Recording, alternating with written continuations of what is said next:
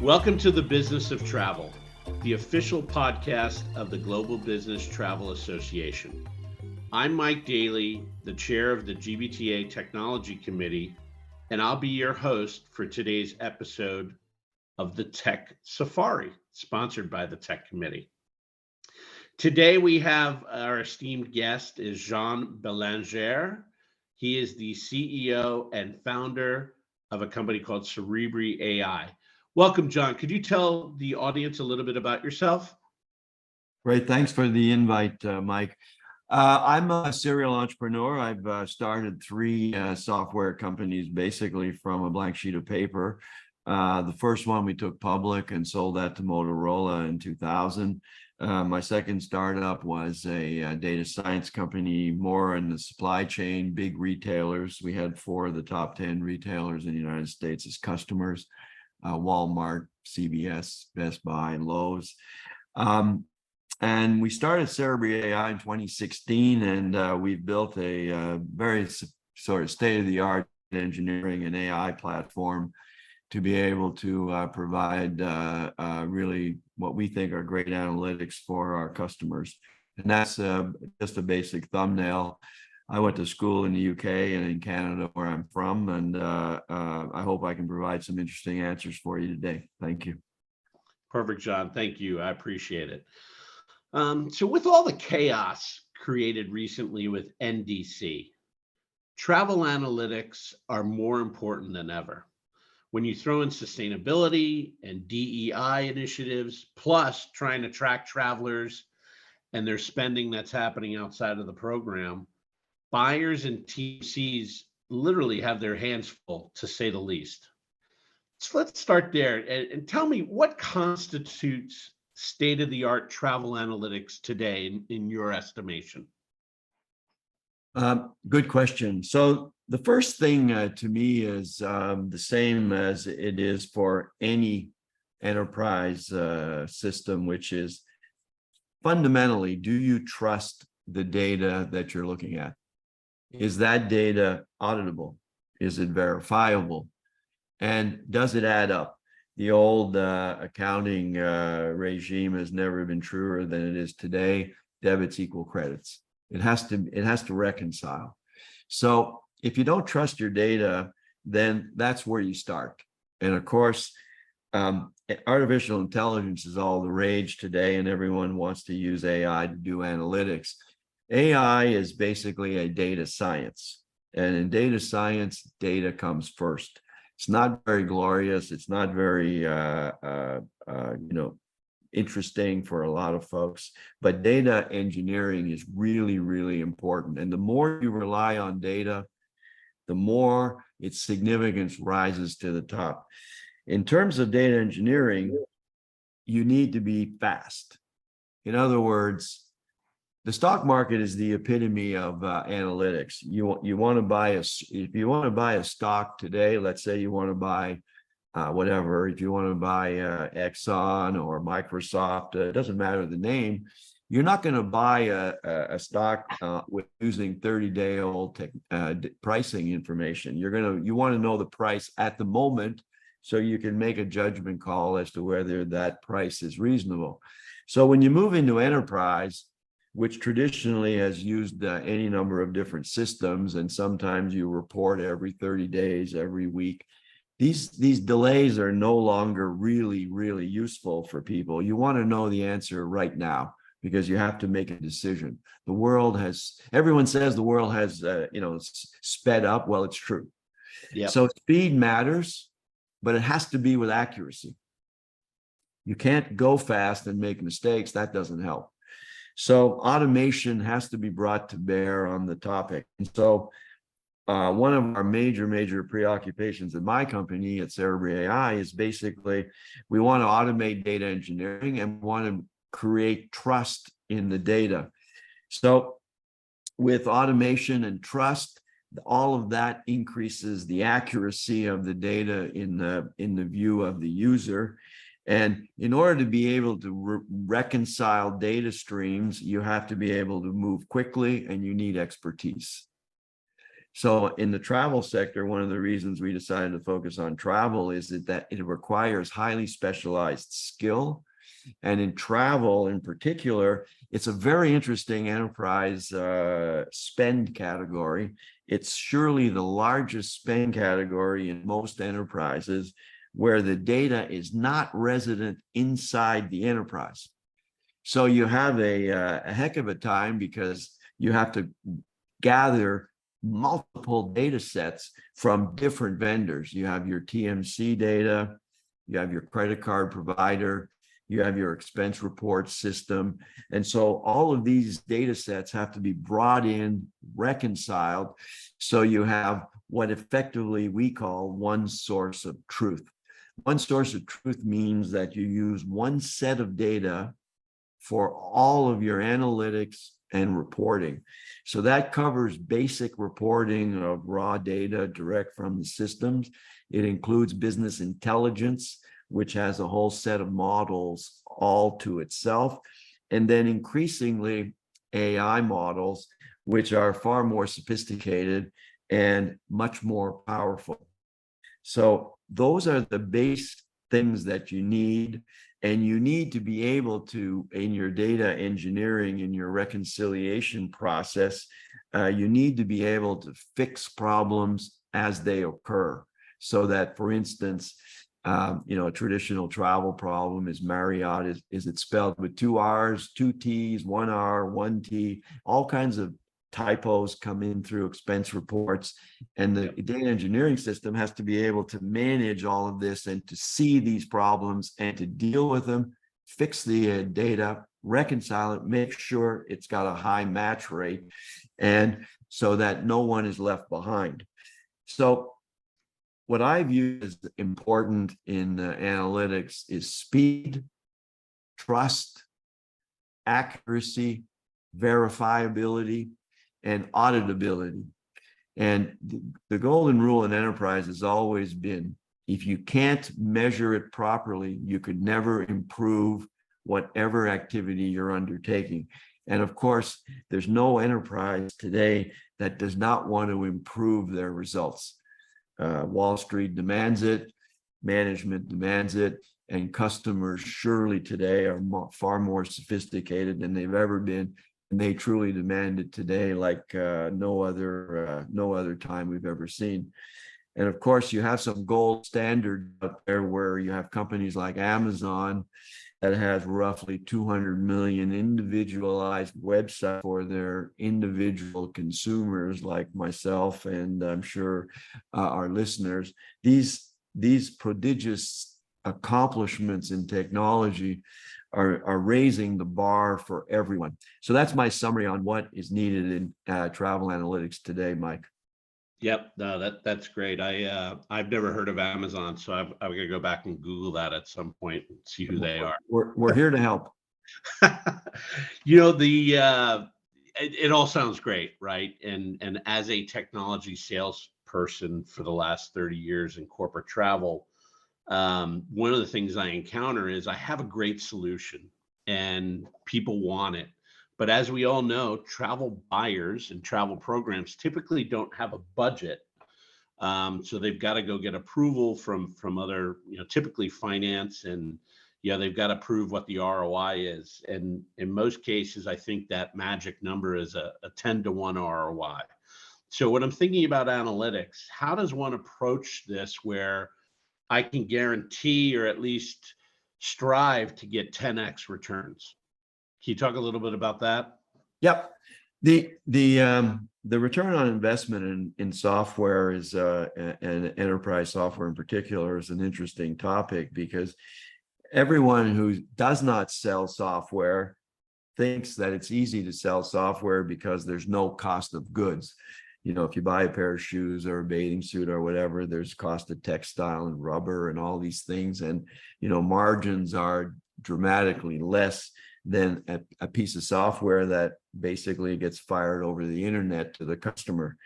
So in terms of return, the buyers are extremely stringent in requiring a return on investment. So you have to outline the return on investment when you're selling enterprise, especially when you're selling it with a company that has a modest presence or a modest brand, especially startups like I've done 3 times over. So we take a lot of effort to make sure that the customer understands the return. The return can be categorized in 3 or 4 areas. Number one, does it automate and make life easier for anything that touches the human resource component in your department? Is the travel manager spending all their time filling out reports, or is the travel manager negotiating better deals for their company vis-a-vis hotels, air, ground, etc.? So the analytical system has to automate a lot of mundane tasks, and you can sort of quantify that very simply. Do I have to keep using Excel to do my reports? If I don't have to use Excel anymore, this automation you're selling me is fantastic, because that frees up so much time. Excel is probably one of the greatest applications ever designed, because it sure as heck is used by every company on the planet or something similar to Excel. So the HR component has to be looked at. Chief financial officers, generally speaking, don't believe anyone when they come in and say, oh, I'm going to buy some software and this is really going to impact our costs, and our costs are going to be reduced. Most CFOs, they just go, oh my God, here we go again. So, That's accurate. Absolutely. And so the first thing a CFO looks at is they say, okay, what's it do to headcount?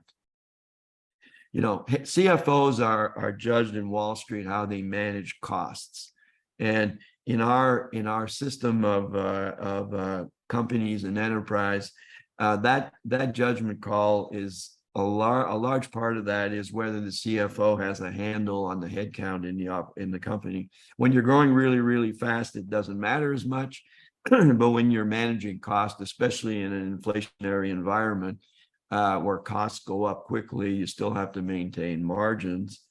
HR is the one thing they look at. So you want to be able to do your work with the least amount of people, and you want to make your people as efficient as possible.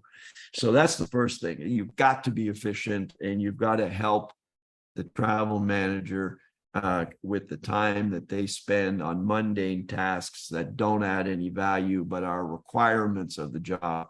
And that is becoming extremely difficult because there are new requirements. There's CO2 reporting for CSRD in Europe, and IFRS on the accounting side outside the United States. The SEC is coming up with theirs. We now have multiple sources of data, NDC, TMC, aggregators, different companies specializing in trying to reduce overall costs. So all of that has to be synthesized, and the data engineering problem that we talked about a few minutes ago, that has to help in that process. NDC should not be a big deal from an analytics point of view, because ultimately it's just another data source. And that's kind of how we look at it. We look at it as more work, but it can be automated. Therefore, it shouldn't be a problem strategically. So that's the HR side and the data engineering side. And then you get to the final analytics point of view, which is very simple. Are you analyzing things for productivity and for cost reduction or revenue maximization? That's the bottom line. Your analytics solution should isolate, point out, and render easy the problem of lowering costs. Are you inefficient? Do you have leakage in your travel program? What about your contract negotiations? Do you have all the data for your, we quoted in our company, we quoted a customer a little while back. They had an RFP. They bought 300,000 airline tickets a year. Do you know exactly what tickets were used, which ones were not? Do you know what your credit card is being used for? Do you know whether that's a high percentage of your purchases so you get your rebates? So contract negotiations, leakage for contracts, card programs, the travel program overall, and any other procurement that you're doing. So in the end, you have to optimize HR because that's what the CFO is always looking for. And you have to optimize your program so you spend all of your time, if at all possible, negotiating better deals rather than filling in Excel spreadsheets. So that's, to me, how you get a 10x return on your analytics.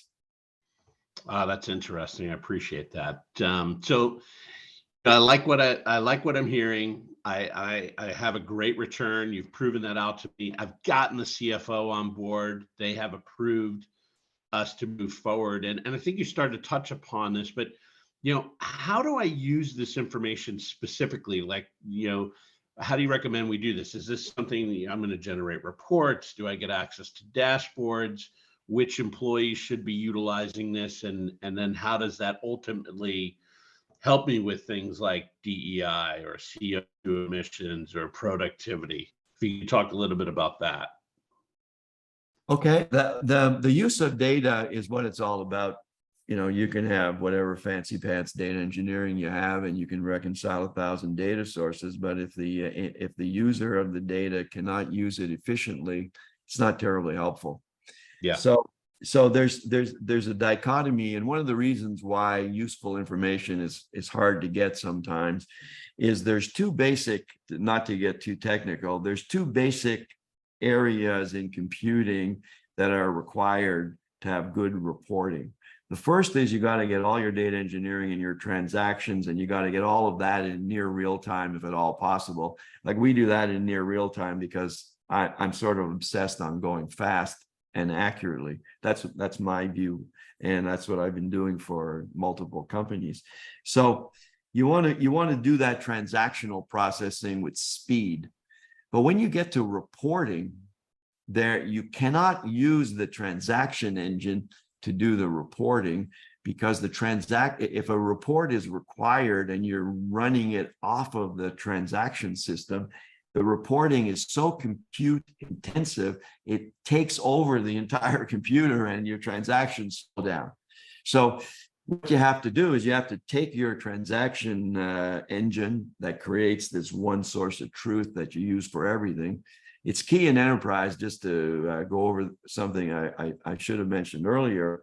You never want to store information in two places, the same information in two places in an enterprise system, because the goal, as sure as heck as I'm sitting here, they're going to get out of sync in no time flat. Yeah, you can't have a single source of truth that way, right? Yeah, that's right. So you have to make sure that happens. That transaction engine that generates that cannot be used for reporting. Just plain simple. So that has to be taken, that information, it has to be replicated into what's called OLAP, which is online analytic processing. So you're replicating the information in real time as it updates, you replicate it, and this is all in the data management, the database system. This is not new. This has been going on for years and years and years.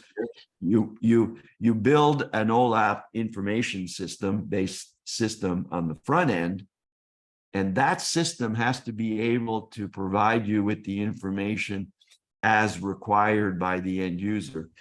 So this has been the bane of computing forever, in terms of trying to allow each user to have the access to the screens or the dashboards that they need. And most of this tends to be hardwired, which makes it very difficult and expensive to fix or change. So what we did is we decided that was the end of that. We're not going to do that anymore. And so it's taken quite a long time. We've been at this for 7.5 years. So what we did is we built a real sophisticated OLAP infrastructure that is in front of the transaction engine. And this system allows us to customize a dashboard in less than 5 minutes. So this isn't a sales pitch on my part, but this is what you need today from any of the new systems you're buying. You need to be able to have dashboards that are for the CFO. If the CFO has a bent on 1 or 2 cost items, for instance, he wants that in his dashboard. He doesn't care about the rest, or she, because they have they have their priorities, and it's not for me as the vendor to decide what the CFO should see. That's his choice or her choice. So the travel manager, the same. So in the end, you should be able to customize your dashboard in a few minutes. You should be able to use visual tools. There's all kinds of visualizations. Some people like pie charts. Some people like spider diagrams. Some people want vertical bars, horizontal. All of these personal preferences are not the vendor's purview. This is the user who decides. This is how I want my information displayed, because that's how I deal with it better. And that's how I get maximum value out of the information. So that's a key. And of course, it has to be mobile ready as well. And the number of staff, employees, the travel manager, the number of people who use the travel analytics system, the more people that use it, generally speaking, the more useful it is. And of course, travel is controlled by the travel manager. It's also controlled by the financial system, which allocates budgets for travel. So there are a lot of people who may be interested in the travel analytics, and it simply has to be able to be customized. I don't like using the word customized. I prefer configurable, quickly configurable for everyone's use. And that includes CO2 for air travel, for scope 3 emissions, because that's coming. And then DEI, there's a lot of information you can garner from travel data that's verifiable, because DEI reporting is complex as well. So all of these various areas, if it's in the data, you should be able to display it in an elegant and efficient manner so people can use it, because that's the value of the software. It's not doing all of this fancy engineering at the end. It comes to naught if you cannot use the information.